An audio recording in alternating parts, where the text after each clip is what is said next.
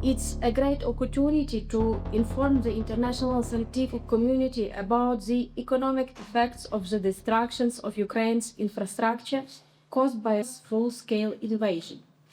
Since the war started, infrastructure has been one of the main targets of Russian attacks.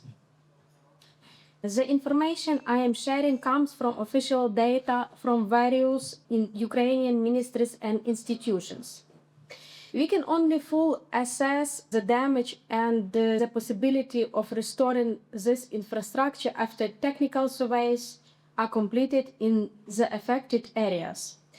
According to early estimates, the total direct damage to Ukraine's infrastructure since February 2022 is almost $170 billion, with an increase of $12.6 billion, 8% compared to early 2024 due to more missile strikes and fighting.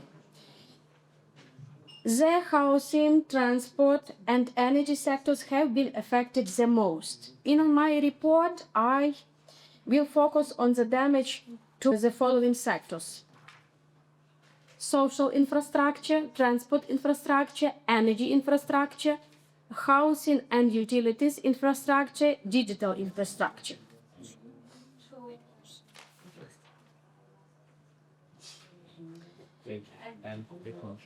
Housing sector. The damage to the housing sector is $60 billion. A total of 236,000 residential buildings were destroyed or damaged. This includes 209,000 private houses, 27,000 apartment buildings, and 600 dormitories. More than 50% of the housing in many cities and towns was damaged or destroyed. The regions with the most damage: Donetsk, Kharkiv, Luhansk, Kyiv, Chernihiv, and Kherson regions. The direct damage to healthcare facilities is $4.3 billion. Since the start of the war, 1,554 healthcare facilities have been damaged or destroyed. Almost half of the damage to the healthcare sector is in Donetsk, Mykolaiv, and Kharkiv regions. One of the most serious attacks in this sector was a powerful missile strike on Ukraine's capital on the 8th of July 2024. The missiles hit the country's largest children's hospital, Okhmadit, where more than 600 young patients were being treated. The damage to educational facilities is $7.3 billion. About 4,000 educational institutions were damaged or destroyed because of the war. Although active fighting took place in 11 regions, educational institutions were affected in 22 regions. The biggest losses were in Donetsk, Kharkiv, Kherson, Mykolaiv, Dnipro, and Zaporizhia regions. The direct damage to social services infrastructure is $0.2 billion. Due to the large-scale fighting in different areas of Ukraine, 160 social protection facilities were damaged. This includes social centers, geriatric institutions, sanatoriums, children's camps, and orphanages. The direct damage to cultural, religious, and tourism infrastructure is $4 billion. At least 3,921 cultural sites, 399 religious buildings, 343 sport facilities, and 164 tourism sites were damaged or destroyed. This is the worst cultural destruction in the history of independent Ukraine. One of the most painful losses in this war is the Holy Dormition Sviatogirsk Lavra, a UNESCO World Heritage Site. Transport infrastructure. The total direct damage to Ukraine's transport infrastructure is $38.5 billion. This includes damage to aviation infrastructure, railway infrastructure, road infrastructure, vehicles, port infrastructure, postal operators. The aviation industry started losing money even before the full-scale war began. On the 12th of February 2022, global insurance companies told Ukrainian airlines that they would stop insuring the planes because of the high risk of a Russian invasion. When the war started, Ukraine closed its airspace and stopped all flights. Russian troops began launching rocket attacks on Ukraine's key airfields. In the first weeks of the war, there was heavy shelling of this airfield. Out of 35 airfields, 19 were damaged. Some airfields were hit multiple times. Preliminary estimates say the direct losses in the aviation industry are around $2.04 billion. After attacks on airports, the next target of Russia was the railway infrastructure, including power stations. Since the start of the war, the Ukrainian railway system has played an important role. It helped millions of people and businesses escape from dangerous areas. It also delivered important materials and equipment. Because of this, the Russian military targeted the railway system with shelling and attacks. Preliminary estimates say that 507 kilometers of railway lines were damaged, and 126 railway stations and yards were affected. More than 53 of these stations were in areas controlled by the Ukrainian government, and the rest were in areas controlled by Russia. Over 700 kilometers of railway tracks are in territories temporarily occupied by Russia. It is believed that everything left behind by Ukrzaliznytsia in these areas has been either destroyed or stolen by Russian soldiers. The total direct losses in the railway sector are estimated at $4.3 billion. Roads have been the most damaged part of transport in Ukraine. This is because they are easy target for attacks, and Russian tanks have been using Ukrainian roads during the war. After checking roads in the areas that were freed from occupation, it was clear that the tanks and military vehicles caused a lot of damage. This damage will need to be fixed. About 26,000 kilometers of roads, 344 bridges and crossings of national, local, and municipal importance have been destroyed. The cost to repair everything is $28.3 billion, based on the average cost of road reconstruction. In areas with heavy fighting, public transport was destroyed.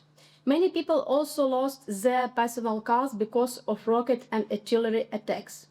The total losses for public and private transport companies are $0.83 billion. This includes trolleybuses, trams, and buses. Private citizens lost about 260,000 cars, which cost $2.2 billion in damage. One of the destroyed vehicles was the Mriya aircraft, worth $300 million. Building a new one like it would cost even more. Although 1,629 firefighting vehicles worth $89 million were lost. The explosion of the Kakhovka hydroelectric power station caused 4,000 cars to be destroyed with $38 million in damage.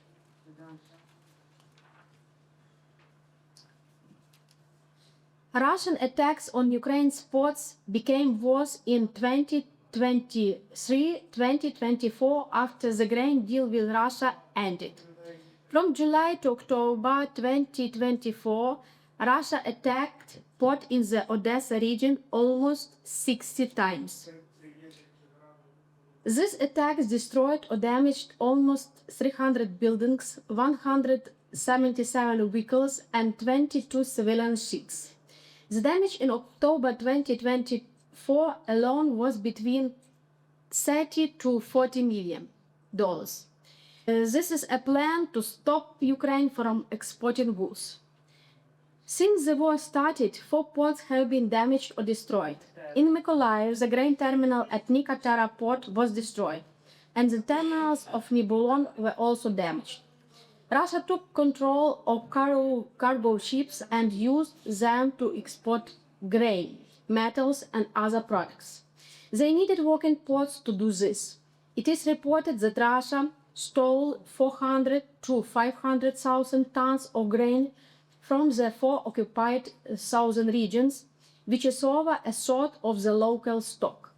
They also plan to take 200,000 tons of products from Mariupol factories worth $170 million. The total direct damage to port infrastructure and related businesses is about $1.85 billion. Since the start of the war, many post offices, terminals, and depots have been destroyed or damaged. A large number of parcels have also been affected. The total direct losses for postal operators are estimated at $13 million. Energy.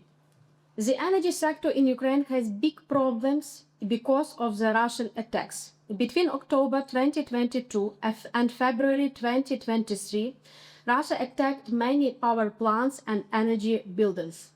Since the start of the full war, all thermal and hydroelectric power plants in Ukraine and 20 heat and power plants were damaged. The sharing of energy infrastructure continues, especially near the front line. Several important power stations were destroyed. The Kakhovka and Dnipro hydroelectric plants, the Tripilya and Zmyiv thermal plants. The Kharkiv heat and power plants was almost completely destroyed. The Tripilya plant in Kyiv region was also lost. Other power station, electricity substation, and oil and gas facilities were damaged too. 2 big thermal power plants, Burshtyn and Ladezhin, stopped working. Some power plants are now in the Russia-occupied territories. These include Buhlygirsk, Zaporizhia, Kurakhovo, Luhansk, and Slovyansk plants. The total direct damage to Ukraine's energy sector is about $14.6 billion. The cost to repair or build new plants will be even higher. For example, the Kakhovka hydropower plants destroyed in June 2023 had direct losses of $586 million. A new similar plant will cost about $1 billion.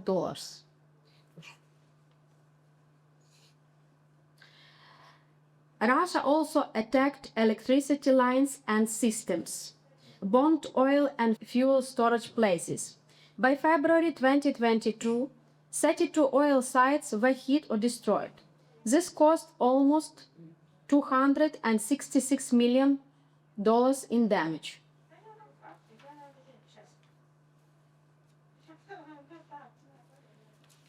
Housing and utilities infrastructure. Russian missiles and artillery attacks also damage homes and city services. Because of constant shelling and fighting, workers could not fix leaks. It was hard or even impossible to repair water pipes and heating systems. Many people had no water or heating for a long time. In Mykolaiv, most areas had no central water supply because of damaged pipes. The city got its water back only after Kherson was liberated in November 2022. Before that, there was only technical, non-drinkable water. People got drinking water in bottles from other cities. In cities under heavy attacks, the water and heating system were badly damaged. There were also problems with electricity, blackouts and low voltage, which made water pumps stop working. Cities had to use generators. The equipment became worse over time. Direct losses to water supply, sewer system, and waste services are about $3.5 billion. Digital infrastructure. Many landline internet companies were affected by the war. After areas were freed from occupation, the damage to the networks was 100%. Thousands of mobile phone base stations were also destroyed. At least 726 companies providing internet services were damaged because of the fighting. After the territories were freed, the damage to the network was complete. Direct losses of digital infrastructure are around $1.2 billion.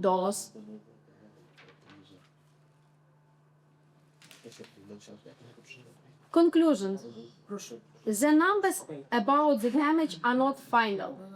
We will know the real numbers only after the war ends.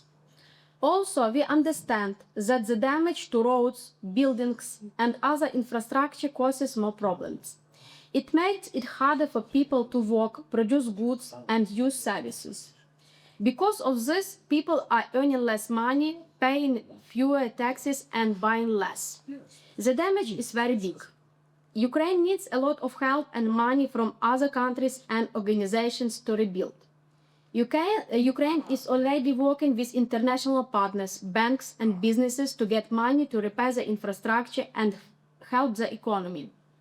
The state agents for the reconstruction and development of infrastructure of Ukraine is talking to the World Bank, European Union, the European Investment Bank, the United Nations, and other organizations. They want support from European partners. Also, some countries have agreed to help certain regions of Ukraine. So far, 15 countries said they will support future reconstructions. Some will give money. Sadly, the war is still happening in Ukraine. Russia continues to attack and destroy infrastructure. The worst part is that many children and civilians are dying. We thank our European partners for their help. We also thank our academic friends from the John Paul II Catholic University for organizing this conference. And we are very grateful to the armed forces of Ukraine. Because of them, we can still live and work in Ukraine and take part in international events during this very hard time in the history of Ukraine. Thank you.